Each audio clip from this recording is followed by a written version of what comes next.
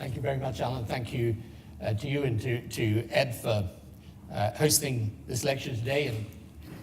And you just informed me that this house used to be the home of Gladstone. I think he lived in number 10, and then there's number 11. No, he lived here. He lived here at number 11. Okay. Well, I'm familiar with number 10 and number 11. And, you know, I'm aware also that there is another interesting gathering happening at 2 o'clock today. But in this gathering, I want to make the case today for progressive politics, rejecting a populism of the left as the answer to the populism of the right, and instead embracing a unifying economic and social message driven from the center. But at this moment, it would be bizarre not to start with the issue which has divided our nation so much, Brexit. And I begin actually by praising the Prime Minister. She has striven hard from good intention with a poor hand, a party divided, disputatious and dogmatic in equal degrees, which then gave her an impossible circle to square. A frictionless border in Ireland, exit of the UK from the European Single Market and Customs Union, and yet Northern Ireland in the same relationship to Europe as the rest of the UK.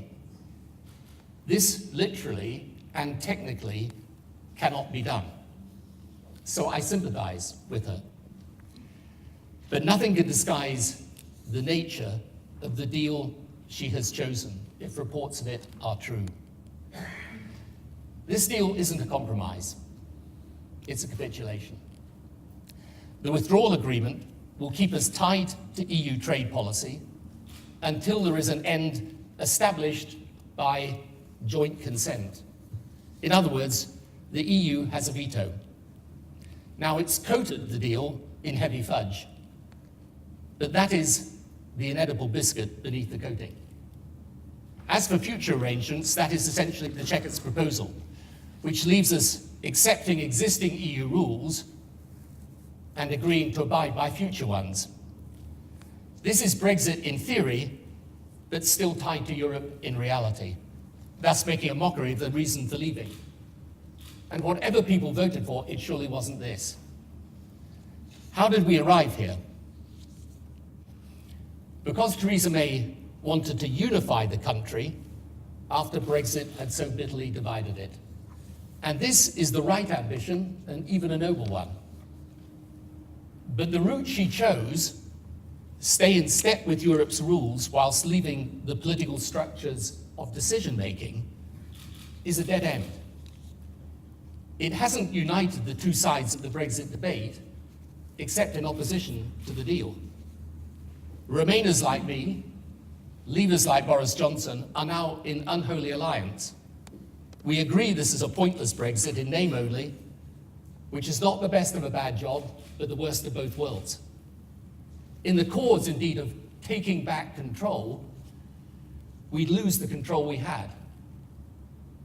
And it won't end the argument. It will perpetuate disunity, dragging us past March 2019 into a blind alley strewn with further and further rounds of negotiation, when we will have lost whatever leverage we had, and with the battle still being waged by those who want to stay close to Europe in the hope of one day rejoining, and those who want to break from Europe and forge a new future. So this is the time for Remainers and Leavers to come together and understand there is only one way of ending the argument and reuniting the country. The only route to unity is clarity. And the only route to clarity is through the people. Parliament must ask the British people to resolve the matter, to reconsider, to clarify their mandate, to do so in a vote which is accepted by all sides as conclusive, to give each side a chance to remake their case on the basis not of claim and counterclaim, but of the experience of the past 30 months, and to give Europe a chance to reconsider their offer to the British people after 30 months, which has also seen the politics of Europe change dramatically, particularly on the issue of immigration. So I know it is said that a new vote of the people will also divide, but a reconsideration, in the light of all we now know, accepted by all as the final word, especially if accompanied by a new willingness on the part of Europe's leadership and Britain's to deal with the reasons for the Brexit decision, this is the only hope of unity in the future. And it is, frankly, gut-wrenching for me that this call is not being led by Labour as it should be. However, Brexit is but one example of how populism is all the rage. Forgive me for wearing my specs for this next bit, but all right, I can see you all now. Yeah, very nice you are too. Not only in Europe, as with Poland or Hungary, and in the surge of outsider populist parties from Italy to Germany, or just look at Brazil or the Philippines, or indeed the United States. Populism is everywhere. By contrast, according to the prevailing political wisdom, the politics of the progressive centre has gone out of fashion. But it never was a fashion. It was a philosophy. And it remains as relevant as it was and as it always will be. Of course, the philosophy must be applied today differently for radically different times. But when people say it has been rejected, the truth is, at least here in the UK, it's not recently been on offer. Furthermore, it has been systematically assaulted not only from the right but from the left. The denigration of the Labour Party record in government and its designation by the far left as neoliberal is one of the most absurd and self-defeating caricatures of modern political history. The excellent pamphlet that's published by Glenn O'Hara this morning, analysing the record of the last Labour government, demonstrates this conclusively. And the Labour Party has paid, but more importantly, the country has paid a heavy price for this stupidity. It has undermined the achievements of the party in government. It's weakened the Labour Party's ability to win by depriving it of a unifying message which can reach the centre ground, and it's led to the abject refusal of the Labour leadership to lead the country out of the Brexit nightmare. What is true, however, is that if progressive centrist politics is to be revived, it requires change. Defining populism is hard. We feel we know it when we see it, though it's important not to describe everything that is popular as populist. As the recent paper of my institute shows, there are some shared characteristics. It's politics pitched as outsiders taking on the elite. It claims to be the only authentic voice of the people. It does not simply cause division, it exalts in it. And its policies are foremost designed for emotional rather than rational appeal. Opposition to it is seen not as democratic disagreement, but as treachery. Disentangling the causes of populism is tricky. In Western politics, the most obvious explanation seems the combination of stagnating incomes post-financial crisis and cultural alienation through immigration. Social media, with its attachment to hyperbole, its tendency to conspiracy theory and debate by headline, provides a platform of engagement for these messages of anger. The fragmentation of conventional media plays its part, as the traditional media decide their best hope of commercial salvation lies in identifying a constituency and keeping it in a permanent echo chamber of outrage. In non-Western countries, populism seems to be an explosion of anger at the inability of the established politicians to deliver change, and also at corruption. But in all these cases around the world, the common factors are the insistence that things must change and the belief it requires a strongly disruptive force to achieve the change. So progressive parties associated with the status quo, they fare badly. And to that extent, the leftist critique of moderate social democracy is correct. Such parties seem hopelessly out of tune with the sounds of the age. So you go around Europe, and it's a pretty sorry story for conventional social democrats. The French Socialist Party, having won an election and the presidency in 2012, is now almost defunct. The German SPD is at its lowest level ever. Moderate centre-left governments were put out of power in Italy, Holland, Sweden, and Austria. Spain's Socialist Party is in government, but has yet to win an election. And Portugal offers a ray of satisfaction, but overall you have to say the position is bleak. And this in turn has opened the door to a renaissance of the far left. This takes the form either, as with the British Labour Party, of a takeover of a mainstream party, or as with Podemos in Spain and Mélenchon in France, of renewed or new radical leftist movements. This is the Sanders strain of thinking in US politics. Candidates are standing in American politics as socialists, a word that I can tell you was literally anathema for any would-be USA politician 20 years ago. And there are certain common themes in this new wave of old leftism. Back in vogue is a bigger state, promises of things like university education for free, higher taxes on the wealthy, disdain for much of the business community, especially in the financial sector, a more isolationist foreign policy, combined with a skepticism, if not renunciation, of traditional Western alliances. There is support for the new environmental politics, it's true, but that support, to be fair, is across the spectrum of progressive thinking. And then there's a new devotion to the causes of what is sometimes called left identity politics. Strong support for minorities, LGBT, transgender issues, and a willingness to embrace the politics of protest in a way that's full-on and unequivocal. This all mirrors a profound change in the sociological makeup of Western society, which is throwing up new coalitions of political support. Identity politics is displacing the politics of class. So the right-wing populism proclaims that national identity is under threat, principally from immigration, but also from what it calls political correctness and the left's embrace of minority rights. Thus, there is a new right-wing coalition of lower-income people who used to vote left on economic issues and higher-income people who hate government, favor deregulation, and voted right on economic issues. This is the Trump, Brexit, Salvini coalition.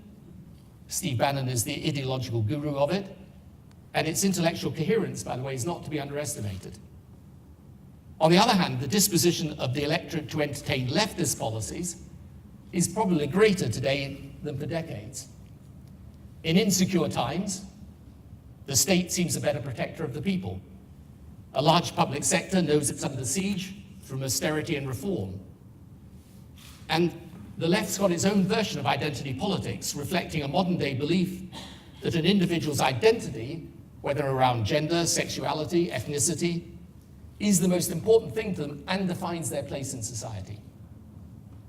This leads to a left coalition of older people attached to traditional leftist positions around the state, tax and spending, government control of business, and so on, and younger people who feel oppressed by society's conventional norms and power relationships. Parts of the left resemble the populist right. They too demonize opponents.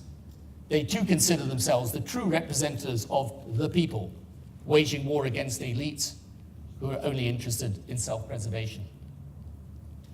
All of this then causes a deep fissure across progressive politics, because the moderates suffer from being moderate. They seem flabby in the face of the scale of social injustice. They're always temporizing and compromising. And the leftists then sweep them aside, and in an age where noise and clamor easily overwhelm quiet persuasion, seem much more relevant, and particularly to the youth, much more attractive. But note that in nearly all cases, the populism which wins the power to govern is from the right. There are populist parties available on the left, not least the Corbyn Labour Party, but they seldom win power. Greece, possibly Mexico are the only examples, and even they need heavy qualification.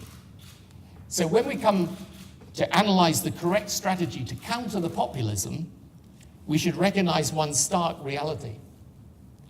Virtually everywhere in the West, progressive politics is in opposition. Even the midterm elections in the US, though they yielded big Democrat advance in the House and in certain states, they didn't deliver the resounding rejection of the president, which according to the critique of Donald Trump, should have happened. This is a president subject to a more coruscating onslaught than any in living memory. Yet, if you go to the US and you pose the question, could he win again in 2020? Few say he couldn't. It's not to say he will, just to point out that he could. In Britain, we have a government that's in complete disarray, making a mess of the most significant decision this country has taken since the war. Yet, the Labour Party is barely ahead in opinion polls, and its leadership's ratings actually languish well behind those of the Prime Minister, who herself faces daily speculation about her position and is highly unlikely to lead them into the next election. Of course, there is Macron, but in a sense, that's my point. He won precisely by not being from the conventional left. So, the challenge is that neither strain of traditional progressive politics, the more moderate sort, or that much further to the left, looks capable at this moment of defeating the populist right. And the risk for the moderate progressive politics is that in the ensuing tug of war with the far left, it's dragged into a strategic no man's land. However, these two new coalitions don't represent everyone. There is another coalition in the making. This is of people who are socially liberal, believe in social justice, believe enterprise is an important engine of economic progress, who want a state which supports, nurtures, and empowers the individual, with a special concentration on the most disadvantaged. But this group, what you might call the progressive center, instinctively dislikes the identity politics of left or right, abhors the divisive rhetoric, and reaches instead for a unifying social and economic message. Now, contemporary conventional wisdom will tell you this coalition can't prevail, but it's wrong. Right-wing populism does not offer an answer to an interdependent world, neither in its targeting of immigrants, nor in its isolationism, nor most of all in its divisiveness, which over time pulls a country apart, and no country is stronger when divided in this way. But the leftist populism, as well as the obvious point that it isn't a path to winning, will ultimately lead to dissolution because though it often raises the right questions, it gives answers that have been tried and failed in the past. And it also divides and delegitimizes the opposition. Both forms of populism, in the end, do not equip people to deal with the world of change, but offer the false prospectus that change can be avoided. Both, however, do have one major element of appeal. Both recognize the widespread feeling that people have lost control of their future, that it's been determined by forces they've never consented to, culturally and economically. Therefore, to win, the progressive center must build out from that core coalition to peel off voters from the other two. And its starting point has to be to deal with the anxieties fueling the populism, to recognize the anger as genuine, to acknowledge the grievances as legitimate, not to dismiss them as invalid, and to meet people halfway at least.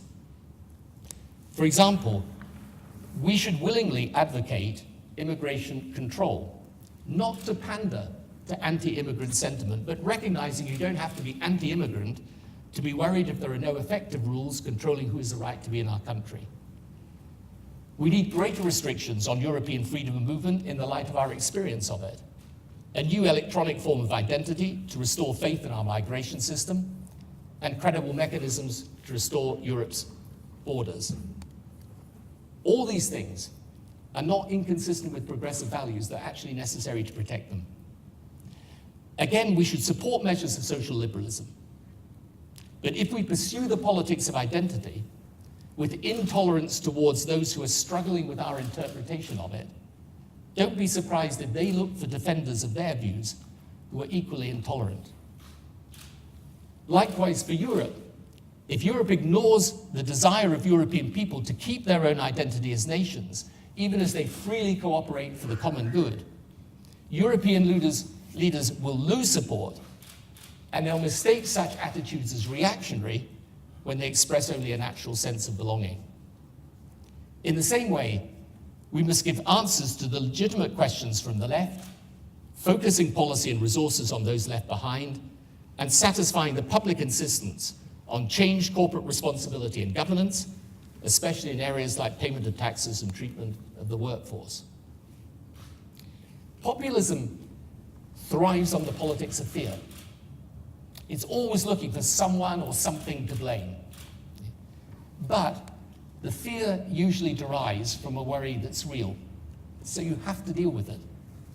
After that, the task is to create a new policy agenda, a new narrative, which can replace the fear about the future with hope. Now, the spirit with which we approach this task is the same as it's always been: a passion for social justice, a belief that unless we act collectively together to provide it, inequality and inequity will persist and deepen. And these are the principles you then have to apply to a changing world. So the really important question is, okay, if this is a changing world, what's the nature of the change? All the traditional questions of macro and microeconomics, social welfare, public services, security, all of these remain. And there's much policy work to be done in order to reshape policy in a way that produces fairness and prosperity. But I would like to suggest to you that the key to understanding this changing world is the ongoing and accelerating technological revolution. Progressive politics is missing the true significance of this revolution. It's changing everything. And the first group of politicians to master its effects and weave its changes into a vision of how economy and society should best be transformed, they will own the politics of the foreseeable future. You know, when I left office, technology was important, but it seemed if you were in government that it was like any other issue. Okay, you had health, you had education, law and order, defense, and then you had technology. Today, technology and the next set of changes, artificial intelligence, automation, quantum computing, they are going to mean disruption to every single facet of life. For public services, there will be the opportunity to transform completely the way they work. For example, diagnosis and treatment in healthcare, or personalizing education for each child. The challenge for business today is going to be digitalization. For example, driverless vehicles will change transport, reconfigure car ownership, and of course they're going to remove jobs. And consequently, they'll alter the whole of the car industry. Virtually any job or any business could have a digital twin doing it differently. Now, there will be huge potential benefits, but there are going to be substantial changes in the labor market, displacement of existing ways of working, and many risks because of the vast issues around misuse of data, relationships between, for example, robotics and humans, responsibility, accountability. The point, you'll be delighted to know, is not to go through all these changes. My institute has recently produced some great short primers explaining these changes and what they mean for the way we live and work. But the point is, this revolution in technology is akin to the 19th century industrial revolution. It is not simply material to politics, it's central. Many of those jobs that have been lost over the past decades from communities left behind actually were from technology, not trade or immigration. But all of this is going to intensify greatly. The danger, actually, is of a techlash where, in the absence of a proper dialogue between change makers and policymakers, we regulate badly, miss the opportunities, and fail the challenges. And to be noted to all Western politicians, China's advances in this area, especially AI, are going to pose an enormous challenge to us. Their ambitions are very clearly set out. And as I always say to people about Chinese politicians' speeches, you might as well read them, because they actually intend to do them. Western politicians not always like that. But as Chinese, if they say it, that's what they intend to do. And in a sense, good luck to them. But the point is, we can't be laggards in this race. And meeting the challenge is going to require a substantial redesign of the state itself, what it does, how it does it, what it taxes, how it spends. The way people live, their expectations around their lives, how they balance work and recreation, what it means to have a career, what retirement looks like. All of this is likely to change in ways we cannot accurately predict, but we can predict that it will be transformative. And the risk, therefore, is clear, that some people will be qualified to handle the revolution, and some will be left stranded. This is the equity challenge for progressives. And to meet it, therefore, nations need a unifying economic and social narrative. We don't need an identity politics which divides. We can be British and European. We can come from different ethnicities or faiths but share common aspirations for our future together. Politics which polarizes, which sets people against each other, which regards the other tribe as the enemy, is destructive of the unity that in fact is going to be vital to progress and success. So, to conclude, there's no doubt in my mind there is support for a revived progressive centre.